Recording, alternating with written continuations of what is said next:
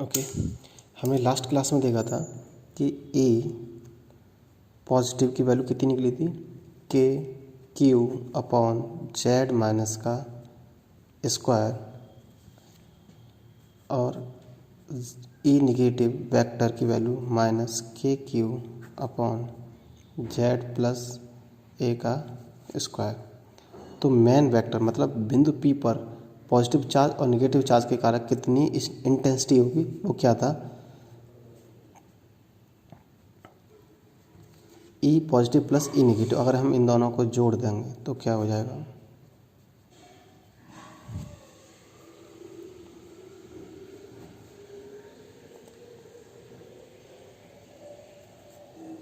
अगर इन दोनों को जोड़ेंगे तो नेगेटिव आप कहोगे कैसे है, क्योंकि यहाँ पर ये दूसरा वाला वो क्या है, नेगेटिव है, जो कि इस नेगेटिव को पॉजिटिव के साथ क्या करते हैं, नेगेटिव करते हैं। अब इन दोनों को कॉमन ले लो।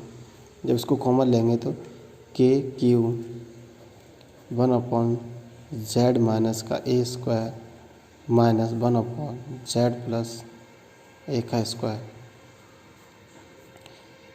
के Q Z square a square. इसको सॉल्व करने के लिए क्रॉस मल्टीप्लाई, इसका मल्टीप्लिकेशन इसमें और इसका मल्टीप्लिकेशन इसमें, तो और मल्टीप्लाई करने के बाद उसको खोल भी देंगे, ठीक है। तो 2a z minus z square minus a square minus का प्लस हो जाएगा 2a z upon z square minus का ए स्क्वायर के होल पावर 4। इससे ये कैंसिल, इससे ये कैंसिल, क्या बचेगा, के Q 4a Z upon z square minus का ए स्क्वायर, ठीक है। अब इसको थोड़ा अगर मैं ऐसे करने की कोशिश करूं तो देखिए चीज़ वही है, बस थोड़ा मैंने इसको तोड़ दिया है, मतलब जो 4 था उसको 2 × 2 कर दिया, ठीक है। अब आप एक चीज़ देख रहे होंगे कि 2k जेड क्यू, ये कुछ बन गया, ये वाला चीज़ कुछ बन गई, क्योंकि ये बन गया द्विध्रुव आघूर्ण। मैंने पिछली क्लास में आपको पढ़ाया था द्विध्रुव आघूर्ण क्या होता है। द्विध्रुव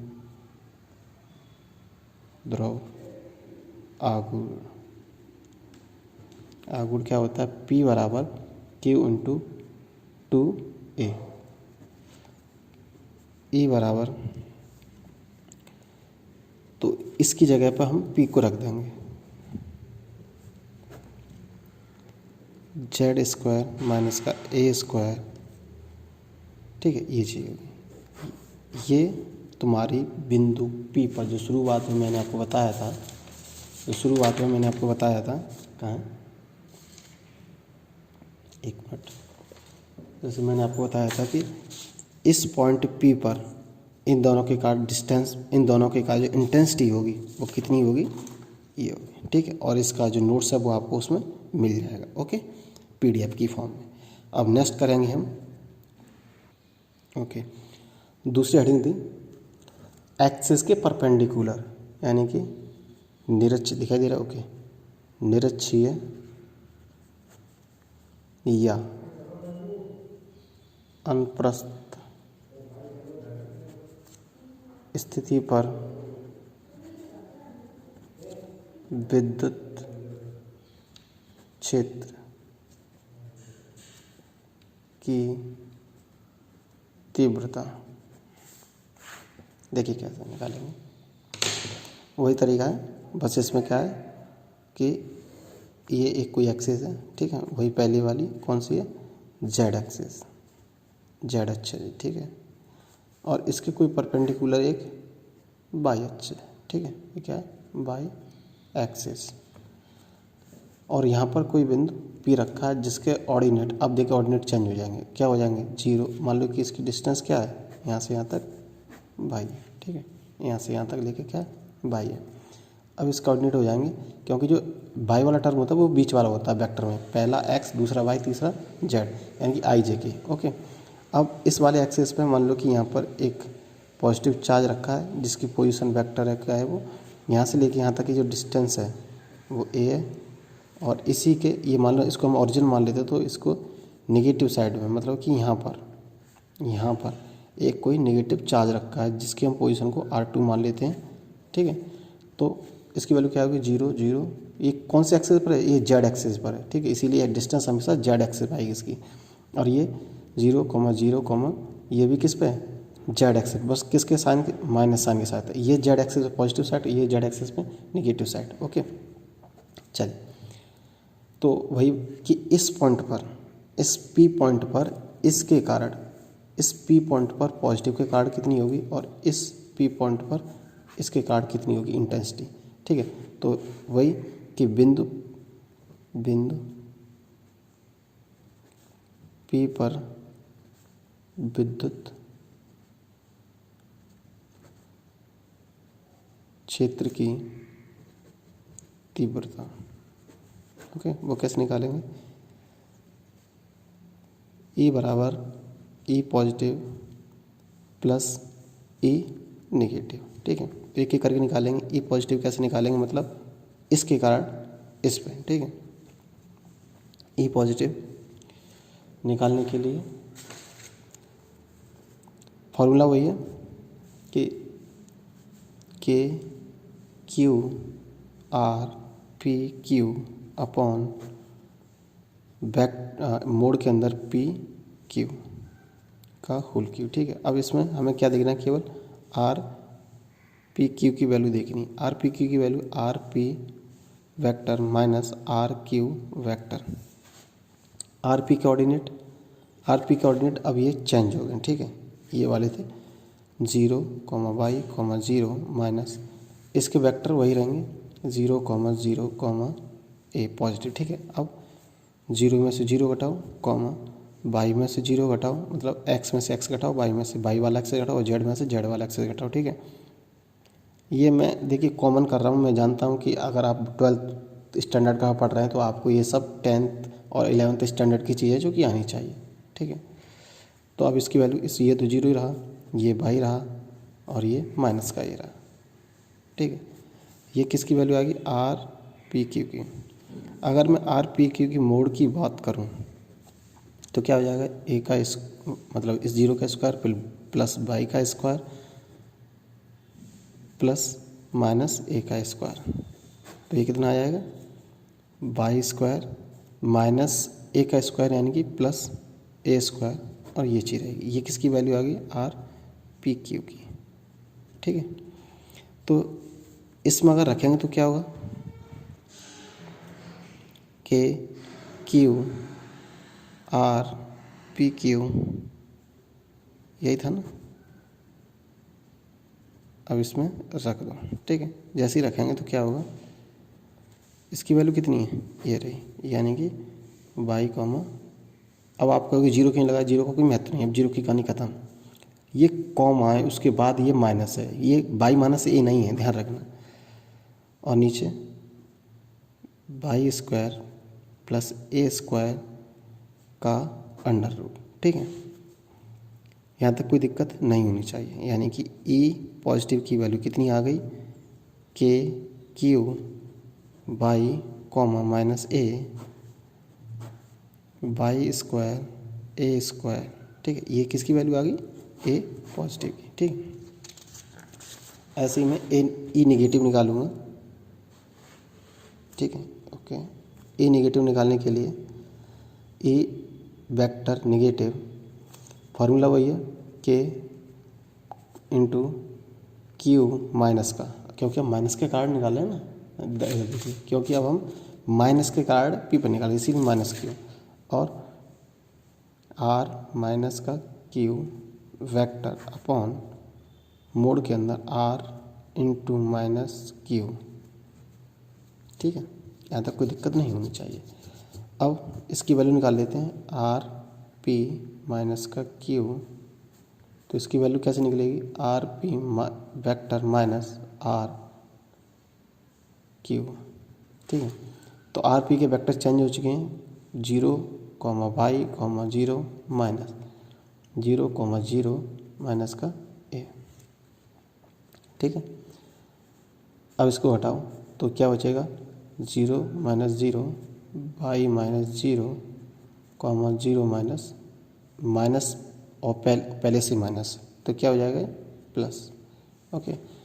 तो ये कितना होगा, 0 बाई ए, ठीक है, जो कि किसकी वैल्यू है। अगर मैं इसकी मोड की बात करूं, अगर मैं इसकी मोड की बात करूं तो क्या हो जाएगा, बाई स्क्वायर प्लस का ए स्क्वायर, ठीक है। यहाँ तक कोई दिक्कत नहीं आनी चाहिए, ठीक है। अगर इसमें रखेंगे हम के माइनस बाहर आ जाएगा और इसकी वैल्यू कितनी है, ये रही बाई कॉमा ए अपॉन ये इसकी value by square a square under root. इसको हम ऐसे लिख देंगे माइनस के क्यू बाई कॉमा ए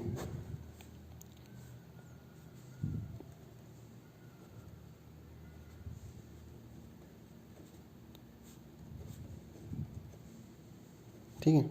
ये किसकी होगी, ई माइनस की। अब हमारा मेन फार्मूला क्या था कि ई बराबर ई पॉजिटिव प्लस ई निगेटिव। अब हम इन दोनों को जोड़ देंगे, किसको, ई पॉजिटिव को और ई निगेटिव को। जैसे ही जोड़ेंगे वैल्यू रख दो इनकी, क्या क्या है।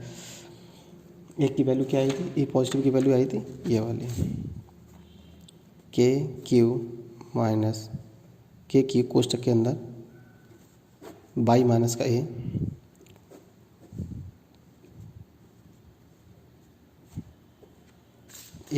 ई निगेटिव की वैल्यू के क्यू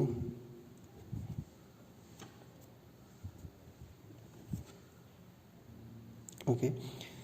जैसा कि आप देख पा रहे हैं कि मैंने इस वाले समीकरण में ये दोनों ही रख दी हैं, ई पॉजिटिव की वैल्यू और ई निगेटिव की वैल्यू। ई पॉजिटिव की वैल्यू कितनी, इतनी, और ई निगेटिव की वैल्यू कितनी, इतनी। अब इसमें से आप देख पा रहे हो ये चीज़ और ये वाली चीज़ और ये वाली चीज़ क्या है, सेम है। तो ई वेक्टर अगर मैं इसको कॉमन ले लूँ, के क्यू वाई स्क्वायर ए का स्क्वायर 3√2, देखिए कैसे, ये पावर 3 है और अंडर रूट की वैल्यू कितनी, 1/2, तो इन दोनों का गुणा हो जाएगा। अब अंदर क्या बचेगा, by comma minus a minus by a. अब देखिए आप कि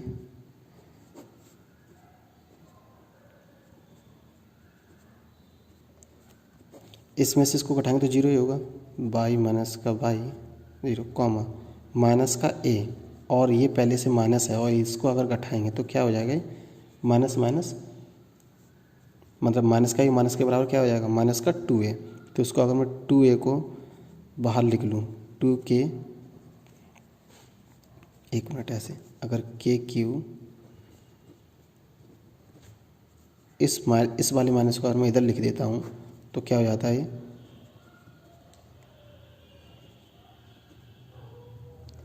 अब देखिए ये किसके बराबर हो गया, द्विध्रुव आघूर्ण। द्विध्रुव हमने तुम्हें लास्ट क्लास में बताया था कि द्विध्रुव आघूर्ण वो क्या होता है, P बराबर Q इंटू परपेंडिकुलर डिस्टेंस, ठीक है।